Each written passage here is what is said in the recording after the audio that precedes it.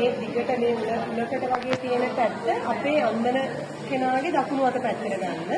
අරගෙන ඒක බබාගේ ඉන වටෙන් තියලා මේ මෙතන මෙතන කෝණයක තියෙනවා. ඒ කෝණයක මෙතන තියලා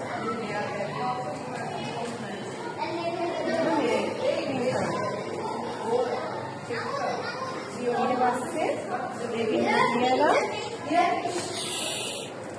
මෙතනින් රෙදිපටියක් අරගෙන යට ගහන්න. අපිට හදන්න ඒකෙන් තමයි මේ ආගේ මේ රොටිය රැඳිලා තියෙන්නේ.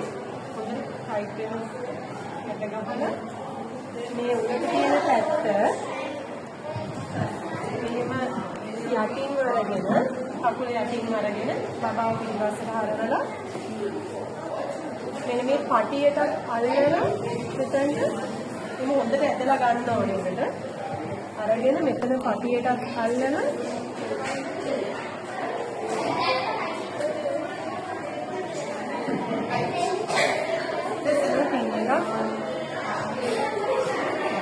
ඊට පස්සේ මේ වටේම අරගෙන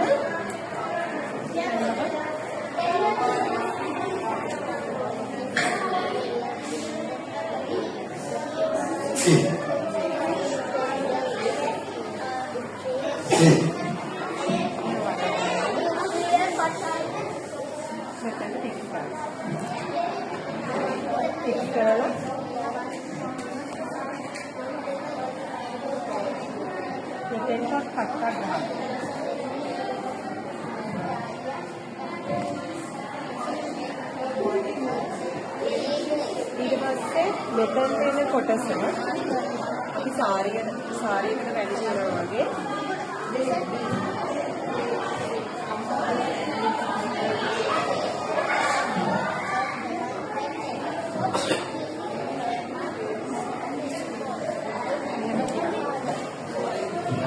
යාක් බබාගේ උස්සට තියලා මෙතන රෙදි පටියට අල්ලලා හොඳට මෙහෙම තියලා මෙතෙන්ට හොඳට ලොකු කටුවක් ගහ ගන්න නැත්නම් ගැලවෙන්න පුළුවන්. මේක හොඳට මෙතන කටලා.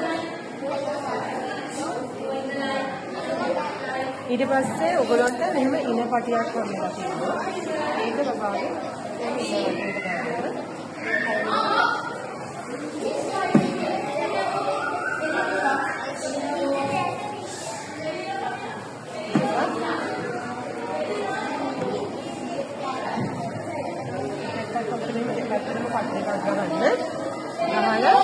මේ හම්බෙල කරන්න.